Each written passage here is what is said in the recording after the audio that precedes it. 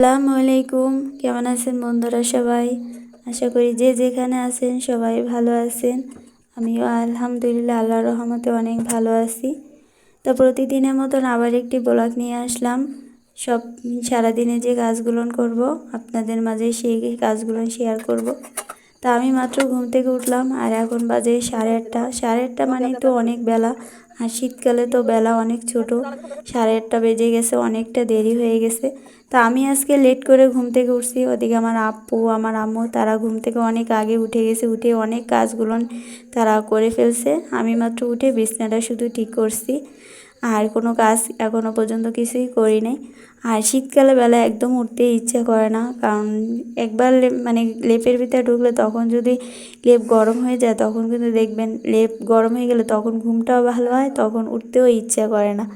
এজন্য শীতকালে একদম উঠতে ইচ্ছা করে না, তারপরও উঠে গেলাম, কারণ এত বেলা করে তো আর ঘুমানো যায় না। সংসারে তো অনেক কাজ থাকে। তারপর আমার আপু আবার বেশি ঠান্ডা লাগাতে পারে না, ঠান্ডা লাগালেই তো তার সমস্যা দেখা দেয়। এই জন্য তারপর আমি লেট করে উঠছি। আমার আম্মু সে ভোরবেলা উঠছে, উঠে সে বাসি ঘরটা ঝাড়ু দিছে, তারপরে এখন থালা বাসনগুলো ধুয়ে আনছে, আমি সেগুলো র্যাকের পরে গুছিয়ে রাখতেছি। মানে অনেকটা কাজে আমার আম্মু হেল্প করে। তার বয়স হয়ে গেছে, তারপরও সে মেয়েদের কাজে অনেকটা হেল্প করে, যাতে মেয়েদের একটু কষ্টটা কম হয়। মাত্র বসালাম সকালবেলা নাস্তা খেয়ে। ভাত অনেকক্ষণ হয়েছে দিয়েছি চুলায়, ভাত মাত্র উতল দিছে।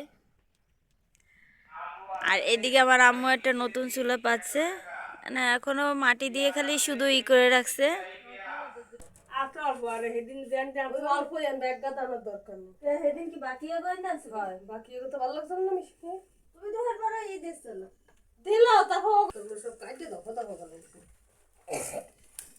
এদিকে আমি আর আপু দুজনে মিলে চালের বস্তা নিয়ে ড্রামে ঢালতেছি, কারণ অনেক দিন ছিল এই চেয়ারের পরে। আর রাত হলে একদম ঘুমাতে পারি না, ইঁদুরের জ্বালায় লাইট অফ করলে তখন ইঁদুর এসে সেই চালের বস্তা কেটে কুচি কুচি করছে প্রতিদিন রাত হলে।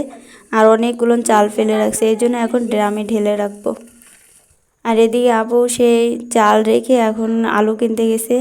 মানে ঘরে আলু ছিল না, তাই ভ্যানে করে আলু নিয়ে আসছে, পেঁয়াজ নিয়ে আসছে, তা আপু আলু নিয়ে আসছিল।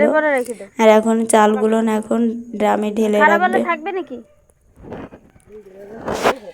খারাপ হলে ভাবে থাকবে না রে, এটা খালি মুখ বান্ধা খাটের পরে দিয়ে দাও। এই ঘরে তো অন্ধকার থাকে, এই ঘরে আবার ইঁদুর না বটে না, এই খোলামেলা জায়গা না বেশি। আর ওই জায়গায় মাল জিনিস থাকে যে, এই জন্য এর ভিতরে ওর ভিতরে লুকিয়ে থাকে। ধরো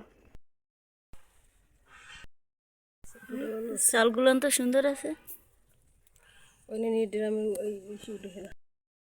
ও আজকে এটা কি আলুর দম রান্না করবা? ডাইল আলু দিয়ে রান্না করবে। এদিকে আপু প্রেশার কুকারে মশলা কষাচ্ছে। এই যে প্রেশার কুকারে দিলে কি একটু তাড়াতাড়ি হয়, সেদ্ধ হয়ে যায় তাড়াতাড়ি। ডালগুলো না এখন দিয়ে দিল, যেটা রেডি করে। এই যে তরকারিটাও রান্না হয়ে গেছে, কি ঘন হয়ে গেছে, ডাল আর আলু রান্না করছে। তো এদিকে রান্নাটাও হয়ে গেছে, আমি এখন উঠানটা একটু ঝাড়ু দিতে আসলাম। আজকে তো বেশি রান্না বান্নার ঝামেলা ছিল না, শুধু আজকে এক পদ তরকারি রান্না করছে, ডাল আর আলু ছিল, তাই শুধু রান্না করছে। আর ঘরে কোনো বাজারঘাট ছিল না। তা আমাদের এখানে প্রতি মঙ্গলবার দরগা হাট বসে, তা তখন মঙ্গলবার দিন বাজার করে নিয়ে আসে বিকেলবেলা যেয়ে। তা এখন তো আমাদের একটু সংসারে একটু সমস্যা কম হচ্ছে, কারণ ভাইয়া এখন রেগুলার কাজে যাচ্ছে, এই জন্য একটু বাজারঘাটেও সমস্যা হচ্ছে না। আর যখন কাজ বাজ থাকে না তখন একটু বাজারঘাটেও সমস্যা হয়ে যায়। যাই হোক, এদিকে সব কাজ রান্নাবান্না তো হয়ে গেছে, এখন আমি একটু উঠান বাড়িটা একটু ভালো করে ঝাড়ু দিচ্ছিলাম। প্রতিদিন সকালবেলা আমি পুকুর হতে আমাদের উঠানটা আগামাথা সম্পূর্ণ ঝাড়ু দিই, সকাল একবার দুপুর একবার। আর এখন তো শীতকালে বেলা, এখন তো শুকনা পাতা পরে নতুন পাতা গজাবে, এই জন্য প্রতিদিন মানে শুকনা পাতা পরে উঠান ভরে যায়। তা আমি প্রতিদিন ঝাড়ু দেওয়ার পরেও দেখেন কি পরিমাণে ময়লা, মনে হচ্ছে যেন আমি 5-6 দিনের মতন মানে ঝাড়ু দিনে, এরকমই মনে হয় এত ময়লা দেখে। আর আমার এইখানে আমার ভাইগনার সাথে অনেক ছোট ছোট ছেলেমেয়েরা এখানে খেলা করে পাতা পোতা দিয়ে, এজন্য আরও বেশি ময়লা হয়। আর শুকনো পাতা পরে তখন তো আরও বেশি ময়লা হয়ে গেছে। যাই হোক, এদিকে আমার ঝাড়ু দেওয়া হয়ে গেছে আর এদিকে আমার আম্মু চুলা বানানোর জন্য মাটি নিচ্ছিল।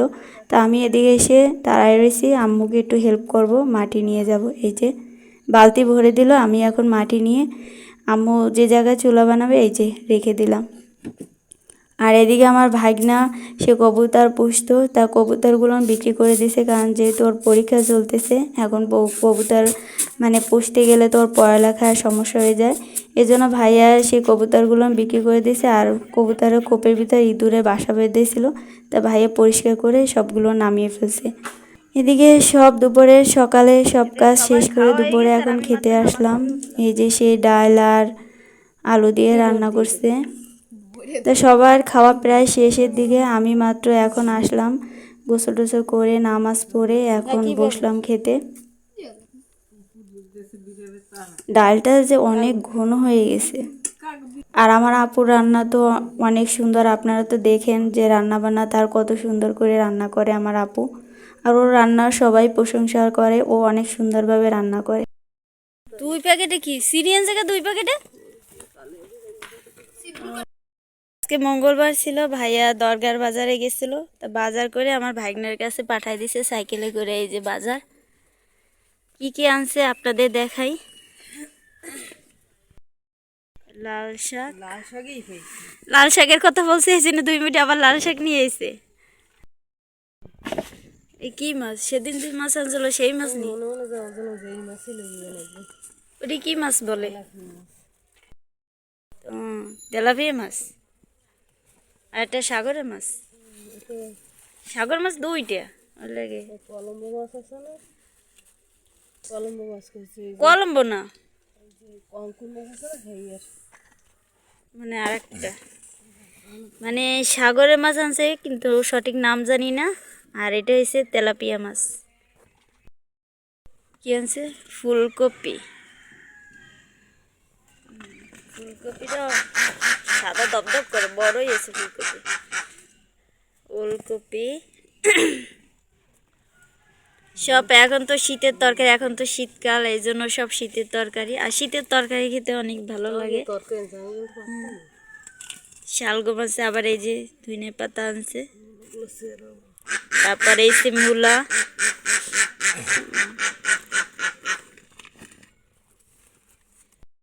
পালং শাক।